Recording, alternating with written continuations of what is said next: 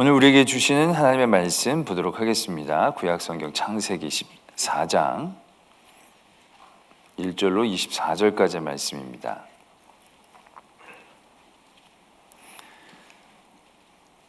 창세기 14장 1절로 24절까지의 말씀 저와 여러분들이 한 절씩 교독드리도록 하겠습니다. 당시에 시날 왕 아브라벨과 엘라살 왕 아리옥과 엘람 왕 그돌라오멜과 고임 왕 디달이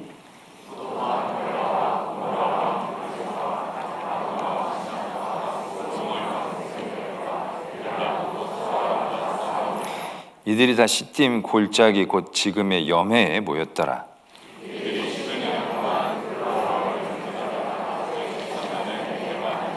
제14년에 그돌라오멜과 그와 함께한 왕들이 나와서 아스드롯 가르나임에서 르바 족속을, 함에서 수스 족속을, 사외 기랴다임에서 엠 족속을 치고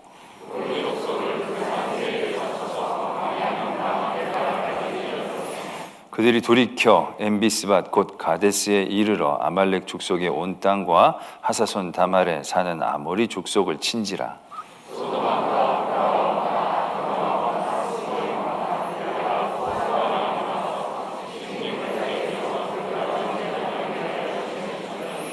엘람 왕 그돌라오멜과 고임 왕 디달과 시날 왕 아브라벨과 엘라살 왕 아리옥 네 왕이 곧 그 5 왕과 맞서니라.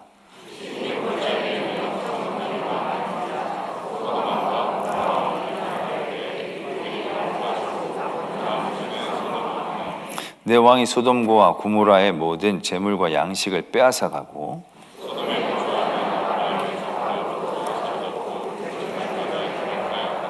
도망한 자가 와서 히브리 사람 아브람에게 알리니 그때의 아브람이 아모리 족속 마므레의 상수리 숲을 근처에 거주하였더라. 마므레는 에스골의 형제요 또 아넬의 형제라. 이들은 아브람과 동맹한 사람들이더라.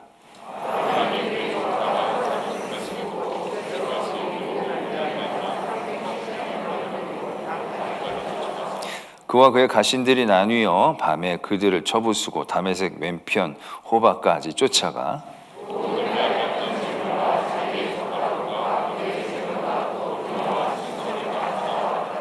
아브라함이 그돌라오멜과 그와 함께한 왕들을 쳐부수고 돌아올 때에 소돔 왕이 사회 골짜기 곧 왕의 골짜기로 나와 그를 영접하였고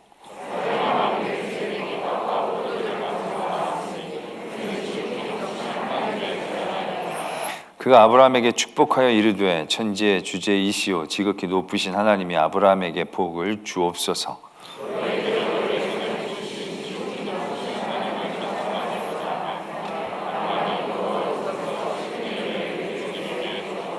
소돔 왕이 아브라함에게 이르되 사람은 내게 보내고 물품 내가 가지라.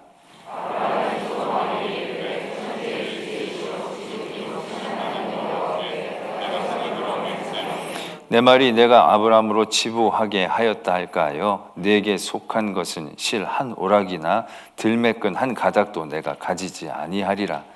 오직 젊은이들이 먹은 것과 나와 동행한 아넬과 에스골과 마므레의 분깃을 제할지니 그들이 그 분깃을 가질 것이니라. 아멘. 하나님의 말씀입니다. 창세기 13장에서 아브라함과 롯이 함께 지내다가 서로의 소유가 많아서 나누어지게 됩니다. 롯은 아주 땅이 비옥해 보이는 소돔 땅으로 옮겨갑니다. 그래서 13장 12절에 보면 롯은 그 지역 도시들에 머무르며 그 장막을 옮겨 소돔에까지 이르게 되는 것을 적고 있습니다. 롯이 이제 소돔에 살고 있는 것이겠죠. 근데 14장에 보면 그때 그 지역에 있는 정세가 아주 급변하는 것을 보게 됩니다. 북쪽에 있는 네 왕국이 남쪽에 있는 5 왕국과 전쟁을 하게 되는 겁니다. 그런데 그 북쪽에 있는 네 왕국의 연합군은 원래 그 지역에 기득권을 갖고 있었던 왕이었던 것 같습니다. 그래서 그돌라오멜을 그들이 12년 동안 섬겼다라는 거죠. 그리고 이제 섬기는 걸 그만둔 거죠. 그만둔 것이 괘씸하니까 위에 있는 네 나라가 연합을 해서 주동이 됐던 그돌라오멜이라는 왕과 나머지 세 왕이 연합을 해서 그 밑에 있는 5 왕국을 말하자면 정벌하러 내려오게 되어지는 그런 일들을 겪게 됩니다. 밑에는 물론 4왕국, 5왕국 숫자라는 게 큰 의미가 있는 건 아니겠지만 그래도 위에는 4왕국이지만 밑에는 5 왕국이 뭉쳤고요. 또 이 왕국이 12년 동안 섬기다가 배반을 했다는 건 어느 정도 자신감이 있다는 뜻이기도 할 것이거든요. 이젠 우리가 너희 안 섬겨도 될 것 같다.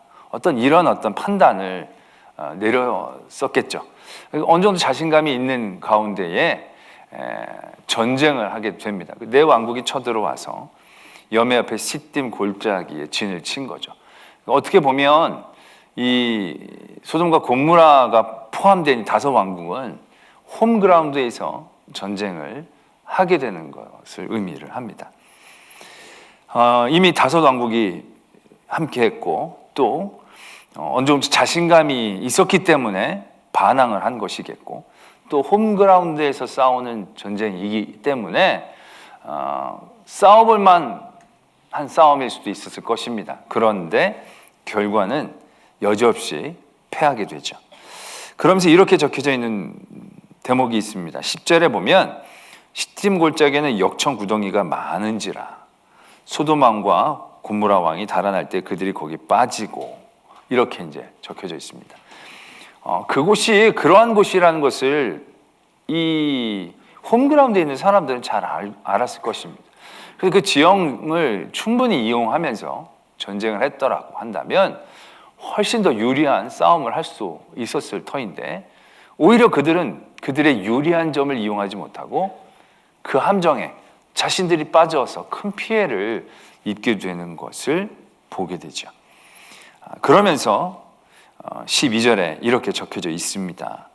소돔에 거주하는 아브라함의 조카 롯도 사로잡고 그 재물까지 노략하여 갔더라. 롯은 어떠한 선택을 했습니까? 13장에서도 보면 어떻게 보면 굉장히 지혜롭고 바른 선택을 한 겁니다. 왜? 에덴 동산 같아 보이는 그 땅에 그는 나아간 것이죠. 많은 것들이 풍족해 보이는 그러한 땅에 나아간 것입니다. 그리고 나서 그는 점점 고처를 옮겨서 여러 사람들이 살고 있는 곳을 지나 가장 핵심적인 도시라고 얘기할 수 있는 그곳까지 어떻게 보면 입성을 한 겁니다. 이렇게 얘기하면 딱 좋은 예가 될지 아닐지 모르겠지만 이게 어떤 도를 비난하는 게 아니라 어떤 도 깡촌에 살다가 조금씩 온 거죠. 어디서부터 시작을 할까요? 하여튼 저렇게 왔다가 이렇게 의왕, 수원 이렇게 했다가 이제 분당했다가 이제 서울, 강남 이렇게 들어간 겁니다. 그러니까 나름 꽤 성공했다라고 생각할 수도 있겠죠. 핵심적인 곳에 내가 살고 그 큰 도시에 살고 그러니까 그 어떤 곳보다도 안전한 큰 성이 있었겠죠. 그런 곳에 자기가 안전하게 이제 살게 되어졌으니까 얼마나 평안한 마음을 느꼈겠는가. 여기 살면 어디 사세요? 그러면 소돔 삽니다. 그러면 오와 이런 어떤 느낌이 있었지 않았겠는가라는 생각들을 하는 거죠. 굉장히 안전하게 꽤 성공한 삶을 살았다고 사는 겁니다. 그 도시도 이미 섬겨오던 나라에 대항할 정도로 어느 정도 자기네들이 자신감을 가질 수 있고 뭔가 탄탄해지고 악이 더 치우칠수록 세상의 문화는 더 발달했다라고 얘기할 수 있을 것이고 세상의 문화가 발달했다는 것이 그만큼 자신들이 굉장히 뛰어났다라고 착각하기 쉬운 조건이 될 수 있었을 것이라는 얘기죠. 그런 안전한 곳에 롯이 갔습니다. 그의 선택대로 어느 순간까지는 굉장히 만세반석에 서는 것 같아 보입니다. 그런데 한순간입니다. 조금씩도 아니고 한순간에 전쟁으로 인해서 모든 것들이 날아가 버리게 됩니다. 그가 그 모든 것들을 지키고 불리기 위해 힘썼던 그래서 그러기에 좋은 조건이었던 대단히 땅도 비옥하고 물도 풍부하고 사람들도 많아서 여러 가지로 할 수 있었던 모든 것들 자신이 살고 자신이 잘 살고 자신의 것들을 불리고 자신의 것들을 지키기 위해 그지없이 좋은 환경이라고 생각했던 그곳 근데 그곳이 하루아침에 무너지는 것을 오늘 우리는 보게 됩니다. 그리고 우리는 다시 아브라함을 만나게 됩니다. 아브라함은 그 롯을 떠나보내고 쉽지 않은 시간들을 보냈을 것입니다. 우리가 오늘 보면 롯이 붙잡혀갔다는 소식을 듣자마자 아브라함이 어떻게 합니까? 바로 그 전쟁터에 쫓아갑니다.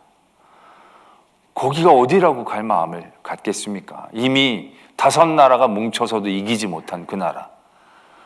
그 나라들이 연합한 나라가 조카가 끌려갔다고 그걸 무턱대고 간다라는 게 쉬운 마음은 아닐 겁니다. 또 그 조카가 어떤 조카입니까?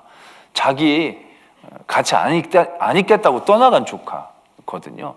좀 힘들어도 같이 좀 잘 협조하면서 살자가 아니라 우리가 이렇게 좀 편하게 할까 그랬더니 네 그러면서 자기가 좋은데 덥석 물고 간 어떤 그런 조카. 근데 그 조카가 잡혀갔다는 소리 듣자마자 이제 아브라함이 쫓아가죠. 그러니까 이게 롯이 떠난 그 이후에 아브라함의 마음이 얼마나 힘들었겠나라는 생각들을 우리가 더 알아낼 수가 있는 대목이 되는 거죠. 그렇게 사랑했던, 어떻게 보면 자기의 유일한 피부치라고 얘기할 수 있는 롯을 소중하게 여겼던 아브라함을 다시 발견하게 된다는 것이죠. 아브라함은 우리가 읽는 것처럼 자기가 훈련된 318명을 거느리고 쫓아가기 시작합니다. 단까지 쫓아갔다는 것은 적지 않은 기간 쫓아간 거죠. 근데 그때 이제 보면 나중에 24절에 보면 나와 동행한 아넬과 에스골과 마므레의 분깃을 제하자, 이제 이런 말씀이 있습니다. 이 사람들은 자기의 가신들이 아닙니다. 그쪽 지역에서 함께 그들과 동맹한 사람들이죠. 그러니까 318명만 간 게 아니라 이 동맹한 사람들 중에서도 몇몇의 자원자가 아마 함께 가지 않았을까라고 예상해 볼 수 있는 것이죠. 그러나 그렇다 하더라도 한 족장 안에서의 숫자가 그 네 왕국이 함께 연합한 숫자를 감당한다는 것은 굉장히 쉽지 않은 그러한 일이 될 것입니다. 그러나 아브라함은 쫓아갑니다. 쫓아가서 밤중에 나뉘어져서 그들을 공격하게 됩니다. 아마 일시에 기습을 한 그런 공격이 되겠죠. 그러고 나서 그들이 막 우왕좌왕하던 가운데에서 아마 전쟁에서 완벽한 승리를 거두게 됩니다. 그래서 모든 것들을 다 되찾아 오는 것을 보게 됩니다. 그러면서 아브라함이 그 전쟁에서 승리해서 모든 사람들과 함께 돌아올 때에 소돔 왕이 그를 영접을 나갑니다. 그리고 또 한 사람이 나타나는데 살렘 왕 멜기세덱이라는 사람이 나타나게 됩니다. 이 사람이 참 신비로운 사람입니다. 누군지 알 수가 없는 사람이죠. 어디에서 나타난 사람인지는 알 수 없습니다. 제사장이지만 왕이기도 한. 그래서 추정하기로는 정말 하나님을 만나고 하나님을 제대로 알면서 재정의 일치를 갖고 있는, 그러니까 제사장이 정치를 하는, 굉장히 하나님 앞에 바른 정치를 하는 그런 어떠한 나라의 왕이지 않았겠는가라고 유추해 볼 수 있지만 그 나라가 어디에 있었는지 그 다음 나라가 어떻게 됐는지는 솔직히 알 수가 없습니다. 그래서 굉장히 신비로운 인물로 이야기를 하고 어떻게 보면 메시아에 대하여 그림자처럼 얘기하기도 하는 그런 존재인 거죠. 하여튼 그런 멜기세덱이라는 왕이 또 같이 아브라함을 마중을 나옵니다. 그리고 나서 그 멜기세덱이 아브라함에게 이렇게 축복을 합니다. 천지의 주제이시여 지극히 높으신 하나님이 아브라함에게 복을 주옵소서. 너희 대적을 내 손에 붙이신 지극히 높으신 하나님을 찬송할지로다. 이렇게 그에게 축복을 합니다. 그러면서 이제 아브라함이 10분의 1을, 그가 얻은 것의 10분의 1을 멜기세덱에게 주었더라 라고 적혀져 있습니다. 성경에서 11조를 드려지는 첫 기록이 되어집니다. 이때까지는 아직 법칙으로 정해진 것도 없고 그 이전에 어떠한 여러 종교적인 관습이나 그 여러 풍습 가운데 하나이다라고 언급되어진 적도 없습니다. 결국 이건 레위기에 가서 결국 11조라는 대한 율법이 생긴 거지, 그 이전에는 그러한 개념이나 생각이 없었던 거죠. 아브라함은 하나님을 직접 만났던 사람입니다. 그 이전에 11조를 제사장에게 드린다는 건 제사장이 신과 우리의 중간에 존재해서 그 일들을 중재하는 그런 역할들하는 존재가 있을 때 우리가 그것들을 드릴 대상이 있는 거고, 11조를 통하여 제사장들이 삶을 하고 제의를 꾸밀 수가 있는 것이고, 그리고 하나님에 대한 신앙을 고백하는 그런 구조가 되는 건데, 아브라함은 솔직히 중간에 제사장이 끼지를 않았어요. 왜? 하나님이 직접 부르시고 직접 만나주시고 직접 복 주시는 존재였기 때문에 중간에 누가 필요 없었고 누구에게인가 드릴 수 있을 만한 이유도 없었던 거죠. 그런데 뜬금없이 이 멜기세덱이라는 왕이 나타나서 그에게 축복을 하면서 그에게 11조를 드리는 그러한 대목이 나온다는 것이죠. 자기의 제사장도 아니에요. 어떤 나라의 왕이에요. 자기랑 큰 상관도 없어요. 그런데 지금 이 사람이 아브라함을 축복한다고 해서 그에게 그 많은 전리품 중에 10분의 1을 드린다는 건 굉장히 상상하기 어려운 대목이 되어진다는 것이죠. 그런데 이 일들이 어떻게 이루어졌는가라는 것을 오늘 우리가 이제 보게 되어진다는 거죠. 먼저 우리가 멜기세덱의 축복을 한 번 더 바라볼 필요가 있습니다. 멜기세덱이 축복을 하는데 지극히 높으신 하나님이여 아브라함에게 복을 주옵소서. 이건 미래형입니다.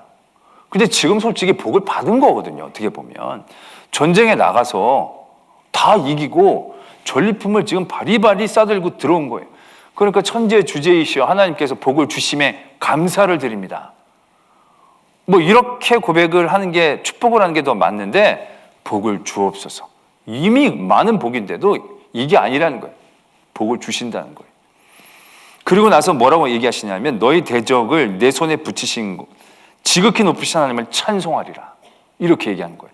그러니까 지금 아브라함이 정말 목숨 걸고 가서 말도 안 되는 전쟁을 이기고 돌아온 거예요. 그러면서 그 전리품, 이 사람들이 다 뺏었던, 이 사람들이 그 다섯 왕국만 전쟁에서 이긴 게 아니거든요. 그 앞에도 보면요, 이 북쪽에 있는 왕들이 연합해서 내려오면서 내려오는 동안에 있는 대부분의 지방들을 다 칩니다.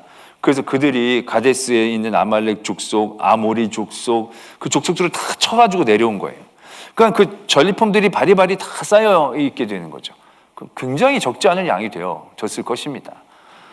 그게 굉장한 복인데, 그게 복이 아니라 이제 여호와께서 또 복을 주신다는 거예요. 그러면서 지금 네가 이겼고 그것을 이기고 네가 그거 다 얻었는데 그거 하나님이 하셨다는 거예요. 너의 대적을 너에게 붙이신 하나님을 찬송해라. 이렇게 얘기한 거예요. 거기서 아브라함이 깨닫게 된 거예요. 그리고 하나님을 고백하게 된 거예요. 왜? 자기가 생각해봐도 그렇거든요. 이게 어느 정도 승리가 되면 내가 잘 준비하고 내가 잘해서 되게 된 것이겠지라고 생각하겠지만, 너무 감당하지 못할 일들이 벌어지면 이거는 내가 하는 것이 아니다라고 느껴지고 고백하게 되어질 때가 있거든요. 여러분들도 그런 순간순간들이 분명히 있으실 겁니다. 내가 애쓰고 노력한 것만큼만 나온 것보다도 우리가 더 큰 어떠한 은혜를 받게 되면 압도적인 은혜에 우리는 이건 내가 한 게 아니야. 진짜 이건 하나님이 하셨어. 오히려 더 겸허하고 겸손해지게 되어지는 그런 자리를 만나게 되는 거죠. 솔직히 아브라함은 그 깨달음을 지금 얻었다라고 얘기해도 과언이 아닌 것입니다. 318명이라는 숫자들, 그냥 그 가신을 몰고 나갔다 그러면 싸움이 될 만하겠다라고 생각할 수도 있겠지만, 숫자를 밝혀준 것은 어떻게 보면 진짜 몇 명 안 되는 사람, 318명이 그 당시에 인구의 숫자 대비 군대가 적지 않은 군대라고도 얘기할 수 있겠지만, 아무리 그래도 내 왕국의 연합군에 비해서는 기드온의 300명의 용사와 같은 숫자에 불과할 것입니다. 그 318명을 데리고 가서 그 엄청난 군대를 기습적으로이지만 그 모든 것도 결국 기드온이 싸운 것처럼 하나님이 주신 지혜와 감동으로 되어지지 않고서 어떻게 그런 일들을 해낼 수 있겠습니까? 그러고 나서 보면 그렇게 많이 자신들의 편이 충난 것 같지도 않아요. 그런 일들을 바라보면 이건 진짜 이건 하나님의 은혜이지. 하나님의 은혜이지. 아마 그런 감동이 그에게도 분명히 있었을 것입니다. 근데 그때 멜기세덱을 통해 분명하게 깨닫게 해주시는 거죠. 이거 네가 이긴 게 아니고 네가 한 게 아니고 이건 하나님께서 너에게 붙이신 거고 이 모든 것은 하나님이 너에게 주신 승리이다 라는 것을 깨닫게 한 거죠. 그럴 때에 아브라함에게서 자발적인 고백이 있을 수밖에 없게 되어지는, 멜기세덱에게 굳이 10분의 1을 줄 필요도 줄 관계도 없었지만 그 받는 사람이 누구인지는 상관이 없었던 거죠. 이에게는 그 모든 것이 하나님의 것이기 때문에 하나님을 찬양하고 하나님이 내게 주신 것에 대한 고백이었기 때문에 그것을 하나님 앞에 드리는 마음으로 드린 그러한 말하자면 예물이 될 수밖에 없었다라는 얘기죠. 우리가 보면 11조를 드릴 때도 늘 고민할 때가 많아요. 이게 교회다 내면 교회는 여유도 많고 다른데, 그러니까 내가 어려운데 내가 11조, 이런 어떤 11조에 대한 자의적인 해석들을 하고 싶을 때가 굉장히 많아요. 그럴 때마다 우리는 분명하게 생각을 해야 합니다. 그게 내 것이라면 10의 1을 내가 헌금을 한다라고 한다면 어느 정도 자기의 의지와 자기가 기도받고 비전을 받는 곳으로 사용해도 무방할 수 있을 것입니다. 그러나 11조는 그런 성격이 아니죠. 10의 1조는 내 것이 하나님이 주신 것으로 인정되고 고백되어지는 고백입니다. 그러니까 그게 내 어떤 의지와 내 뜻이 포함되어져 있을 수 없는 부분이 되어진다는 거죠. 왜? 내 게 아닌데. 내 게 아니고 다 주신 것이기 때문에 그것이 하나님을 향한 나의 고백과 찬양으로 드려지는 거예요. 그 다음엔 결국 하나님이 하시는 거니까 그걸 잘못 쓰는 이들이 있으면 하나님이 징계를 하시는 거고 하나님이 그것을 잘 쓰시면 하나님의 영광을 돌리는 거고 하나님의 몫이 철저히 하나님에게 드려지는 그런 고백이 되어진다는 것을 우리는 분명히 깨달아야 된다는 거죠. 그래서 11조의 첫 시작은 법이 아닙니다. 11조의 첫 시작은 고백입니다. 감사이고요, 인정입니다. 하나님이 이 모든 것을 하셨다. 내가 10의 1조를 드릴 수 있는 게 복이라고 생각하면 안 됩니다, 여러분. 어떻게 보면 그건 일종의 하나님이 내게 주시는 의무, 어떻게 보면 나를 달아보시는 시험, 내게 주시는 또 다른 도전, 그것에 대한 나의 반응으로 이해할 수 있어야 한다는 것이죠. 왜 아브라함에게는 바쳐라라는 의무도 이런 게 있었던 게 아니거든요. 하나님이 이 이후의 일들하고 잘 우리가 연관해서 생각해 보면 됩니다. 이제 이 이후에 어떤 일들이 벌어집니까? 그렇게 11조를 드리고 나서 소돔 왕이 아브라함에게 나타납니다. 그리고 소돔 왕이 얘기를 하죠. 사람은 내게 보내고 물품은 네가 가지라. 이게 그 언어적으로 보면 약간 명령형으로 되어 있답니다. 되게 건방진 거거든요. 자기는 패장이에요. 진 거예요. 이게 승자 독식의 원칙인 거예요. 솔직히 다 아브라함의 거예요. 그러면 자기가 와서 이렇게 얘기하면 안 되거든요. 감사합니다. 제발 사람들만 주시고 돈은 다 가지시면 안 돼요. 자기가 이렇게 얘기를 해야 되는 거거든요. 근데 소돔 왕은 지가 또 왕이었다고 진주제에 와가지고는 사람은 내게 보내고 물품 너 가져라. 지금 자기가 그럴 처지가 아닌데 지금 그러고 있는 거죠. 근데 그때 아브라함이 뭐라고 얘기하느냐면 우리가 말씀 그대로죠.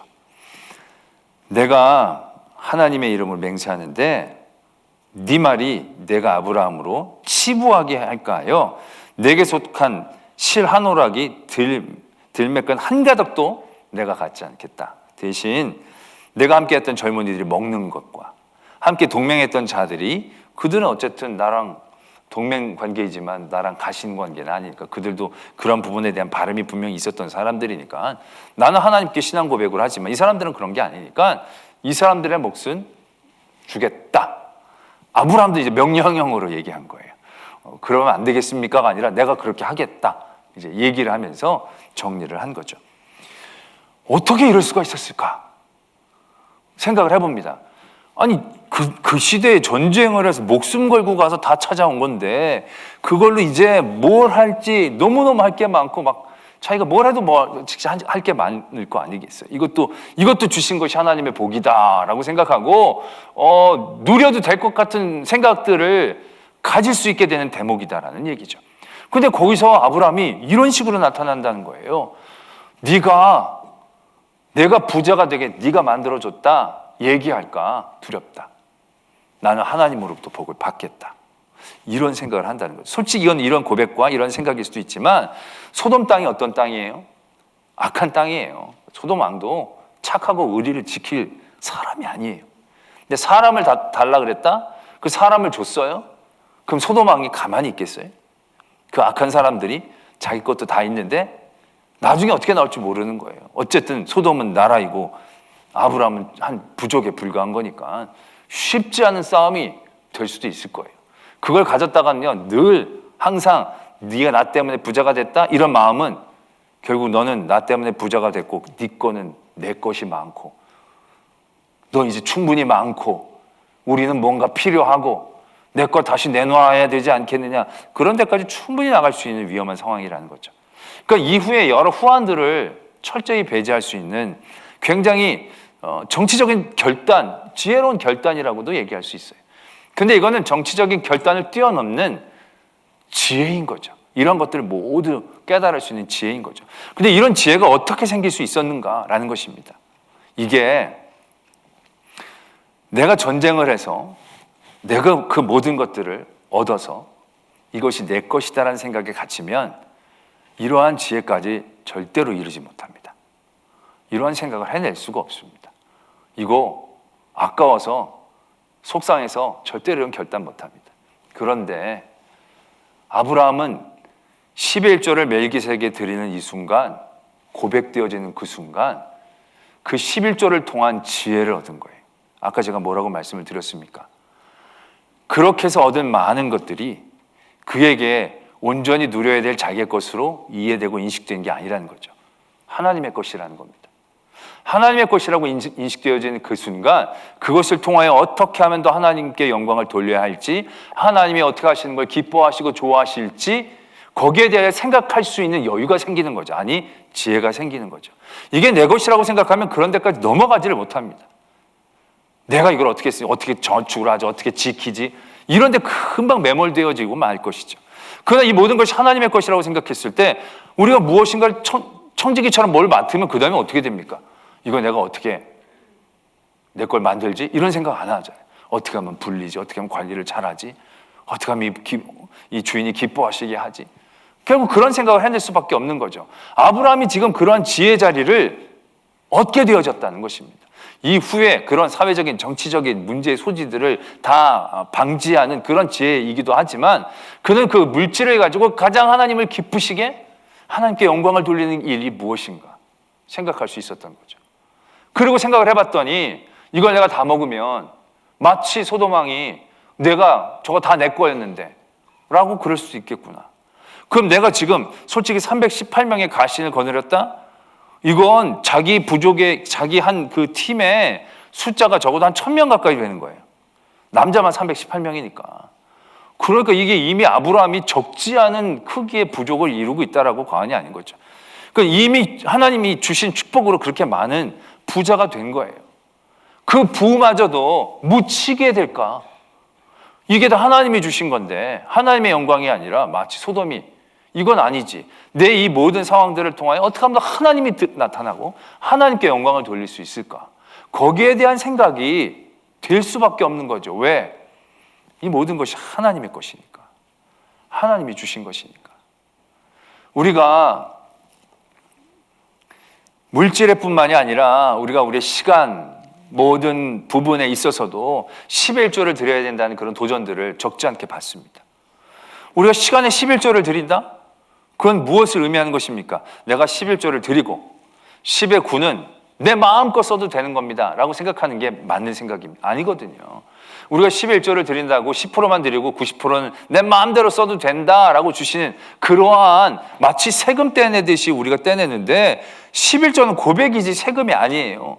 고백이 되어진다는 것은 남의 10의 9를 분명히 바라보는 날이에요. 안식일을 지키는 것도 그런 것이죠. 우리가 안식일을 지킨다고 월화수목금토는 나를 위해서 막 살 수 있게 살라고 안식일이 있는 게 아니거든요. 안식일은 모든 날의 기준이에요. 중심이에요. 안식일을 위하여 사는 거예요. 그날 우리가 하나님의 영광을 위해 사는 거죠. 그걸 기억하기 위해 주신 게 주님의 날인 거죠. 마찬가지예요. 우리에게 10의 1을 시간으로 드린다. 나머지 마음대로 흥청망청 써도 10의 1부분만 딱 하나님을 위해서 쓰면 되는 아닌 거죠. 그 10의 1을 내가 하나님 앞에 드릴 때 10의 9를 어떻게 잘 사용해야 되는가에 대한 지혜가 줄을 쫙 쓰게 되는 거죠. 이게 맞는 거죠. 그렇기 때문에 11조를 할 때 늘 그런 고민들, 세금 떼고 할까요? 세금 전으로 할까요? 막 그런 거 고민 엄청 되잖아요. 그거 솔직히 저는 충분히 이해합니다. 근데 그런 부분들을요, 분명히 이해하셔야 되는 거예요. 다 주님이 주신 것인가? 내가 주님이 내게 맡긴 부분의 일부분, 그것만 내가 인정하는 것인가? 우리는 하나님의 크신 손과 은혜를 바라봐야 돼요. 그래서 찬송가도 보면 11조 드립니다. 11조. 쌓을 곳이 없겠네. 그게 성경에 어디 말씀이죠? 말라기인가? 네, 거기 있는 말씀. 쌓을 곳이 없겠네. 11조를 드리는데 쌓을 곳이 없어요. 11조를 드리면 하나하나 비는데 왜? 11조가 10분의 1을 드리는 게 아니라 모든 것이 하나님의 것이라고 인정한 청지기, 그 청지기에 하나님을 더 맡기시는 거죠. 하나님 더 부어주시는 겁니다. 그래서 이 멜기세덱이 그렇게 얘기하는 겁니다. 여호와께서 복을 주시기를 원하는 거예요. 이미 받은 건 복이 아니에요. 그건 그에게 주어지는 의무, 그것을 통하여 하나님 앞에 영광을 돌려야 될 도전, 어떻게 하면 그의 믿음을 달아볼 시험 되는 거죠. 그런데 그런 자리에서 그가 이 모든 것은 맞습니다. 하나님이 내게 주신 것입니다 라고 그 신앙으로 고백하게 되었을 때 그에게 지혜가 생긴 거죠. 야, 이거 내 게 아닌데 내가 이거 다 가지고 있어봐야 뭐 내가 가질 필요가 있겠는가. 이거 분명히 가지면 또 저 사람들 욕심내고 나중에 또 문제도 생기고, 차라리 이 모든 것들을 돌려주면서 하나님 앞에 영광을 돌리자.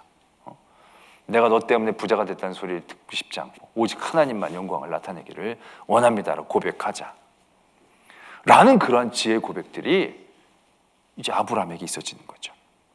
그리고 났더니 어떻게 됩니까? 다음 주에 볼 이 15장에서 놀라운 역사가 생기게 됩니다. 아니, 왜 웃습니까? 딱 15장부터 또 하나님이 완전히 계약을, 이제 확실하게 계약을 체결해 주시는 부분이 나오는 거죠. 이거부터가 복인 겁니다. 지금 소돔 그 모든 전리품으로 받아라 이거 지지갈갈한 거, 이건 쓰레기 같은 거나 마찬가지. 이거 몇 푼 된다고 이거 막 여기에 아동방울 메었으면 15장은 나타나지도 않았을지도 몰라요. 그런데 그걸 과감하게 하나님의 것입니다. 하나님이 내게 맡기신 겁니다. 내가 살아온 것만으로도 감사하고 영광입니다. 롬만 내가 구해온 것만으로도 얼마나 감사하고 좋은지 모릅니다. 나는 하나님에게 영광을 돌리는 모든 일들로 이것을 드립니다. 딱 던져버렸을 때 비교도 안 되는 은혜가 15장에서 쏟아지게 되는 것을 경험하게 되어지는 거죠. 이게 하나님의 역사이지요. 이것이 하나님을 믿는 사람들이 누리는 복의 분량입니다. 우리는 이 세상에서 누리는 여러 가지 것들, 하나님이 주시는 은혜라는 이름의 여러 가지 종류들이 있습니다. 근데 우리가 얘기하는 그 은혜는요, 아직 온전한 은혜가 아니라는 얘기들을 제가 여러 번 드렸습니다. 그것이 은혜가 되어지는 것에는요, 우리의 분명한 인정과 고백이 있어야 되는 거예요. 건강한 거, 돈 많은 거, 성공하는 거, 권력 갖는 거 다 은혜의 모습들을 갖고 있죠. 그러나 이게 다 은혜가 아니에요. 왜? 바벨론도 권력을 가졌고, 페르시아도 권력을 가졌고, 애굽도 권력을 갖고, 돈도 갖고, 로마도 권력도 갖고, 돈도 다 가졌어요. 그렇지만 그것이 하나님 앞에서 은혜를 받은 거라고 얘기하기에는 아직 모자른 거예요. 그것이 은혜 될 수 있기 위해서는 그게 하나님의 것으로 고백되어져야 돼요. 이게 하나님이 주신 것이면 고백되어지고 인정되어져야 돼요. 그 다음에 그것을 통해서 내가 어떻게 하나님의 영광을 위해서 사용해야 될지에 대해서 생각하고 고민하고 드리고, 그렇게 될 때 그게 진정 은혜가 되어지는 거죠. 한 농부가 소출이 엄청 많았어요. 야, 이거 어떻게 다 창고를 짓자. 그날 밤에 데려가시는 거예요. 풍년을 맞아서 소출이 막 넘치도록 있는 게 얼마나 은혜예요. 근데 은혜가 아닌 거예요. 그건 내게 이렇게 많은 소출을 왜 주셨을까? 하나님이 어찌 이렇게 주셨을까? 이렇게 고백되어져야 된다는 거죠. 저희 교회도 처음에 제가 와서 부흥이 조금씩 됐으면 난 내가 잘하는 줄 알았을 거예요, 진짜. 근데 부흥이 엄청 됐어요. 말도 안 되게. 정말 내가 소문을 안 내서 그렇지 지금도 아직 우리 교회가 어느 정도 교문지를 모르는 동기들이 적지 않아요. 다른 데서 얘기 듣고 놀라가지고 지금도 전화가 와요. 너희 교회 그렇게 많이 모인다며? 그러면 언제 때 얘기를 하고 있냐고 내가 막 얘기를 하는데, 그때 진짜 넘치도록 은혜를 주신 거예요. 감당이 안 되니까. 그래서 제가 두려웠어요. 무서웠어요. 왜 이렇게 많이? 그래서 그 은혜가 감당이 안 돼서 제가 기도하면서 두려움 가운데 얻었던 게 희년 사업이었던 거예요. 그 당시 희년 사업에 기도를 받았을 때는요, 아직 우리 교회가 빚도 덜 갚은 상태였어요. 그런데 50주년을 앞두고 뭘 어떻게 해야 될까 고민하다 그런 감동을 주시는 거예요. 왜? 나는 그렇게 많이 눌리진 않았지만 그래도 한 1년 정도는 빚 때문에 저도 많이 눌렸거든요, 와서. 그것에 대한 하나님에 대한 분명한 감동이 있지 않겠나. 그래서 기도했더니 우리가 희년을 맞이하는 동안에 희년에 나눌 수 있는 50억의 우리가 빚을 갚고 50억의 돈이 우리에게 주어지시는 거예요. 그래서 그걸로 우리가 다 나눴어요. 그리고 났더니 또 넘치게 하나님께서 우리에게 부어주시는 거예요. 이쪽은 왜 아멘을 안 하는? 난 또 그래서 또 두려워요. 또 무서워요. 그래서 뭘 하나 쓰는 게 굉장히 두려워요. 왜? 이게 우리 게 아니라 우리에게 주시는 달아보시는 거니까. 이걸 우리가 어떻게, 이 은혜가 은혜 되게. 저는 받은 은혜가 우리에게 올무가 되지 않도록 늘 깨어있기를 원하는 거죠. 우리의 이 동네나 우리가 지금 사는 이 시대가 그래요. 얼마나 평화로운 시대가 오래되고 있어요. 그렇게 주어진 은혜가 우리에게 은혜가 되어져야 하는데, 우리는 이 주어진 많은 평화로운 시대 가운데서 얼마나 영적으로 무뎌지고 나태해지는 경험들이 있느냐는 거죠. 우리가 여유가 없었으면 주의를 잘 지킬 수 있었을 거예요. 여유도 있고 시간도 있으니까 주의를 잘 지키는 게 얼마나 우리에게 시험이 되는지 몰라요. 우리에게 물질이 적당히 있으면 11조 내는 게 어렵지 않을 거예요. 근데 물질이 너무 많으면 11조가 엄청 부담이 되고 도전이 될 수도 있을 것 같은 거예요. 왜? 우리가 100만 원 월급 받으면 10만 원 11조 내는 건 기쁨은 들을 수 있어요. 근데 한 달에 1억씩 번다고 생각해 보세요. 1000만 원 11조 내는 거 쉽지 않습니다. 그냥 세금 다 떼고 이것 떼고 공제하고 사람들 놀라지 않을 정도만 내자. 그러면서 내는 경우들이 제가 보기에 적지 않아 있어요. 이게 얼마나 안타까운 일이냐라는 얘기죠. 그럼 우리 교회 많으니까 다 낼 필요도 없고, 수없이 많은 인간적인 생각들이, 우리에게 주신 이 은혜의 시기들이, 우리 교회에 주신 이 은혜의 일들이 정말 은혜가 될 수 있게 위해서는 이 진정한 이런 고백이 있어야 한다는 거죠. 이 모든 것이 다 주님이 주신 것입니다. 우리 게 하나도 없는 것이고요. 이제부터 우리가 그 일들을 고백하고 깨어 있어야 하는 것이죠. 그러면서 이걸로 오늘 아브라함처럼, 아깝죠. 그거 되게 아깝죠. 폼 한번 내는 거, 그걸로 지불하는 비용이 너무 많은 거 아니에요, 이거? 하나님의 영광을 돌립니다. 난 당신 때문에 부자가 됐다는 소리 듣기 싫습니다. 난 하나님이 주신 복으로 다 가지세요. 그걸 집에 가가지고 반 틈만 더 챙길 걸 내가 너무 기분을 냈나.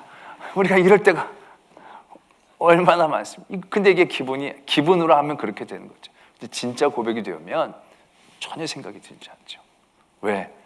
그리고 하나님이 앞으로 주실 하늘의 영광과 보호하들이 기대가 되어지고 바라봐가 되어지니까.